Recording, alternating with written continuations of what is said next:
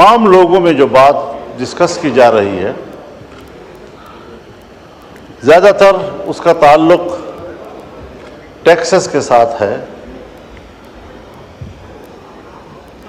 ہر شعبے میں، ہر سطح پر، ہر کاروبار میں، ہر تنخواہ میں، ہر کمائی میں ٹیکسز لگا دیے گئے ہیں اور اسی کی بنیاد پر پھر مہنگائی کا طوفان اس سے روکا نہیں جا سکتا. بنیادی بات یہ ہے کہ ہم جس چیز کا ڈیمانڈ قوم سے کرتے ہیں کہ آپ ٹیکس دیں تاکہ ملک کا خزانہ مضبوط ہو، ملک کا اقتصاد مضبوط ہو، جب حکمران اس قسم کا ڈیمانڈ قوم سے کرتے ہیں تو قوم کے بھی کچھ حقوق ہوتے ہیں. اگر آپ قوم کو وہ حقوق نہیں دے سکتے پھر کیا آپ قوم سے ٹیکس وصول کرنے کا حق بھی رکھتے ہیں؟ اس کے بدلے میں قوم آپ سے دو چیزیں مانگتی ہیں. ایک امن، جان، مال اور عزت و آبرو کا تحفظ، اپنے انسانی حقوق کا تحفظ، اور دوسرا معاشی خوشحالی.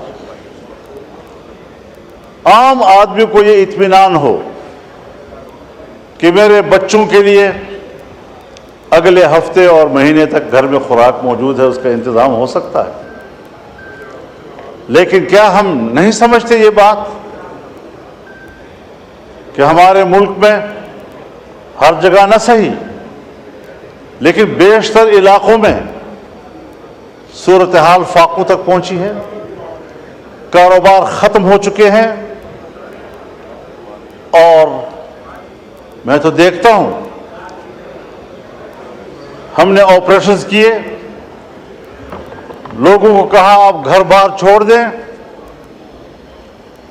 سوات سے لے کر وزیرستان تک تمام علاقوں کو خالی کر دیا گیا. عوام نے اپنے ملک کے اندر ہجرت کی. ہمارے وہ قبائلی خواتین جو اپنے خاص ماحول میں اور خاص کلچر کے اندر زندگی گزارتے رہے، انہیں آپ نے صحراؤں میں جا کے بٹھایا، ان کو بازاروں میں بھیک مانگنے پر آپ نے مجبور کیا، اس کے چادر کو تم نے تار تار کیا، اور ابھی میرے پاس وفود آئے ہیں،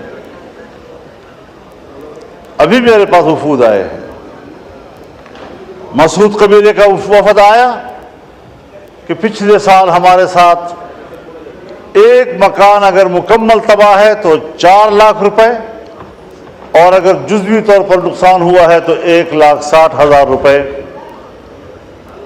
اور وہ بھی لوگوں کو پیسے نہیں دیے گئے، اس کا ٹوکن دیا گیا. وہ ٹوکن ابھی تک جیبوں میں لیے پھر رہے ہیں. ایک شخص کو ادائیگی نہیں ہو رہی. آپ بتائیں 4 لاکھ ایک مکان بنانے کے لیے، کیا 4 لاکھ پر آپ کے گھر کا غسل خانہ بھی بن سکتا ہے؟ اور آپ نے ان کو کہنا ہے کہ پورا گھر بنانا ہے. 1,60,000 پہ آپ نے 1-2 کمرے بنانے ہیں جو گر گئے تھے. کیا مذاق دنیا کے ساتھ ہو رہا ہے؟ آج چمن کے اوپر، بارڈر کے اوپر 9 مہینے سے لوگ بیٹھے ہیں، در بدر بیٹھے ہوئے ہیں. آپ وہ شرائط ان کے اوپر لگا رہے ہیں کہ جو شرائط سرحد پر بیٹھے ہوئے لوگوں کے اوپر دنیا میں نہیں لگائے جاتے. پوری دنیا میں سرحد پر رہنے والوں کو کچھ خصوصی مراعات ملتی ہیں، اور وہ بھی وہ بارڈر جو بین الاقوامی طور پر ریکگنائزڈ ہو. ہندوستان پاکستان کا سرحد طے شدہ ہے. پاک افغان بارڈر کو میں اور آپ پاک افغان بارڈر کہہ رہے ہیں کیا افغانستان بھی اس کو پاک افغان بارڈر کہتا ہے یا اس کو ڈیورن لائن کہتا ہے؟ کیا یہ کسی سمجھوتے کی بنیاد پر ہوا تھا کہ ایک ہی آدمی کا گھر، اس کا صحن پاکستان میں ہے، قبر افغانستان میں ہے، ایک ہی گاؤں کی مسجد، اس کا محراب افغانستان میں ہے اور اس کی مقتدی جو ہے وہ پاکستان میں کھڑے ہوتے ہیں؟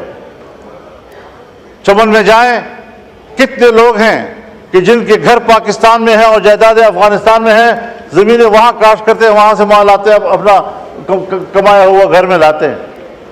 آج وہاں پر آپ کر کیا رہے ہیں کہ لوگ بیٹھے ہوئے ہیں، متبادل کوئی ان کے پاس آپ کا تجویز نہیں ہے کہ آپ اس کو کیا روزگار دے رہے ہیں۔ وہ مزدوری کرتے ہیں، بچوں کے لیے کماتے ہیں۔ میں آپ کو بتاؤں جناب اسپیکر، اب نوبت یہاں تک پہنچ گئی ہے کہ گھروں کے اندر، میں بڑی ذمہ دار فورم پر بات کر رہا ہوں، کہ گھروں کے اندر ہماری ماؤں بہنوں نے اپنے زیورات بیچ دیے ہیں، بالیاں بیچ دی ہیں، اور وہ اپنے روزگار کی فکر میں ہیں۔ وہ ختم ہو گئے پیسے، اب گھروں کے دروازے اور کھڑکیاں وہ بیچنے میں مجبور ہو گئے ہیں کہ کس طریقے سے ہم دن رات گزارے۔ اور ریاست اس حد تک شقی القلب ہو چکی ہے کہ ان کو احساس تک نہیں ہے کہ یہ ملک کے باشندے ہیں اور ان پر کیا گزر رہی ہے۔ 9 مہینے تک لوگ بیٹھے ہوئے ہیں، کوئی احساس ہے اس بات پر؟ میرے پاس انگور اڈے کا وفد آیا، بھرپور وفد آیا، اور کہا صاحب آپ تو آئے ہیں ہمارے گاؤں میں۔ میں نے کہا جی میں آیا ہوں آپ کے گاؤں میں، تو آپ بتائیں وہاں ہماری کیا پوزیشن ہے؟ میں نے کہا میری رات افغانستان میں تھی اور میرا جلسہ پاکستان میں تھا۔ ڈیورن لائن انہوں نے مجھے بتایا کہ یہ لکیر ہے، کسی کے گھر کے بیچ میں سے گزر رہا ہے، کسی کے مسجد کے بیچ میں سے گزر رہا ہے۔ ان لوگوں پر آپ اس قسم کے قدرے لگائیں گے؟ غلام خان کے اوپر یہ صورتحال بن رہی ہے، جمرود کے اوپر یہ صورتحال بن رہی ہے۔ ذرا اپنے شرائط لگائیں، لیکن ان کے لیے قابل برداشت بھی تو ہوں، قابل عمل بھی تو ہوں۔ بس ملک سے وفاداری اور حب الوطنی کا دعویٰ، اس پر آپ قبضہ کر لیتے ہیں، اور جب آپ سے کوئی اختلاف رائے کرتا ہے پھر آپ ملک کے دشمن ہیں، آپ تو ملک کو کمزور کرنا چاہتے ہیں۔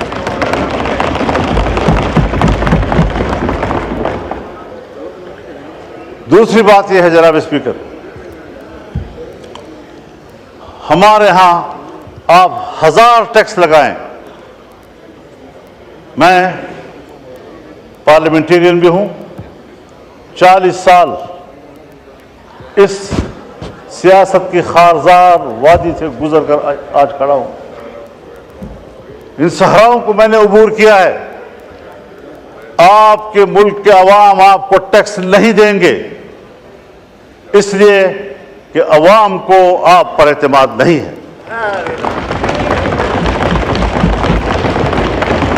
اور یہ بات میں کسی ایک پارٹی کے لیے نہیں کہہ رہا ہوں۔ اگر میری حکومت ہو اور میں ٹیکس لگاؤں گا تو میرے ہوتے ہوئے بھی شاید لوگ اعتماد نہ کریں، اس لیے کہ لوگوں کو پتہ ہے کہ میرے ٹیکس وصول کر کے اس کو باہر کے قرض میں دیا جائے گا، IMF کے قرض میں دیا جائے گا، ورلڈ بینک کے قرض میں دیا جائے گا۔ جب میرا ٹیکس میرے فلاح و بہبود پہ خرچ نہیں ہوتا، مجھے کیا پڑی ہے کہ میں عالمی بینک کو بھرتا رہوں اور اپنے پیسوں سے محنت سے بھرتا رہوں۔ اور یہ آج کی ریت نہیں ہے جناب اسپیکر، یہ ہمیں ورثے میں ملی ہے۔ جب انگریز حکومت تھی اور بر صغیر پر ان کا قبضہ تھا اور انگریز ملک میں لوگوں سے ٹیکس لیتا تھا تو بر صغیر کا باسی ٹیکس چوری کرتا تھا، فرنگی کو وہ ٹیکس دینے کے لیے تیار نہیں تھا۔ اس کو پتا تھا کہ یہ میری فلاح پہ خرچ نہیں ہوگا، یہ ان کے عیاشیوں پر، اور ہمارا مال برطانیہ جائے گا۔ میں خود برطانیہ میں ایک موقع پر یوم پاکستان تھا اور میں میئر کے آفس میں گیا، پاکستانی کمیونٹی وہاں جمع تھی۔ مجھے کہا مولانا صاحب ان بلڈنگوں کو دیکھو، یہ ان کے نہیں ہیں، یہ ہمارے اپنے ہیں، ہمارا مال لا کر چوری کر کے انہوں نے یہ بلڈنگیں بنائی ہیں، یہ ہندوستان کی ہے، یہ بر صغیر کی ہے۔ اس کے باوجود ملکہ برطانیہ انڈیا آتی ہے اور پارلیمنٹ اس کو کہتا ہے تم 100 سال سے ہمارے اوپر حاکم رہے ہو، تم نے ہماری سرزمین پر قبضہ کیا تھا، پہلے اپولوجائز کرو، معافی مانگو، اس کے بعد آپ ایوان میں آ سکتی ہیں۔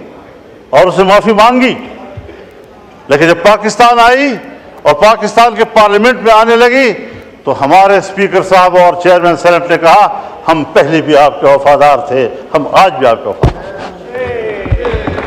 اس نظریے کو لوگ ٹیکس دیں گے، اس کو آپ یقین دلائیں گے کہ آپ کی ریاست ہے، ٹیکس آپ کے فلاح و بہبود پہ خرچ ہوگا؟ جب میرا پیسہ میری فلاح و بہبود پہ خرچ نہیں ہوگا، مجھے کیا پڑی ہے کہ میں اس قسم کے ٹیکس، آپ کے ظالمانہ ٹیکس ادا کرتا رہوں گا؟ اور اگر ٹیکس ظالمانہ ہے اور آپ مجھے امن بھی نہیں دے پا رہے، اور جب میرا سب کچھ لٹ جاتا ہے پھر آپ کو جاگ آتی ہے۔ جب چین کا ایک مہمان آتا ہے، اہم مہمان، مجھے یہ کہنے دیجئے، بڑے ادب و احترام کے ساتھ کہنا چاہتا ہوں، ہمارے پرائم منسٹر صاحب بھی، ہمارے آرمی چیف بھی چائنا گئے، وہاں انہوں نے بڑی محنت کی، لیکن سفارتی حوالے سے اگر حقیقت پہ بات کی جائے، ہمارے پرائم منسٹر کامیاب ہو کر واپس نہیں آئے۔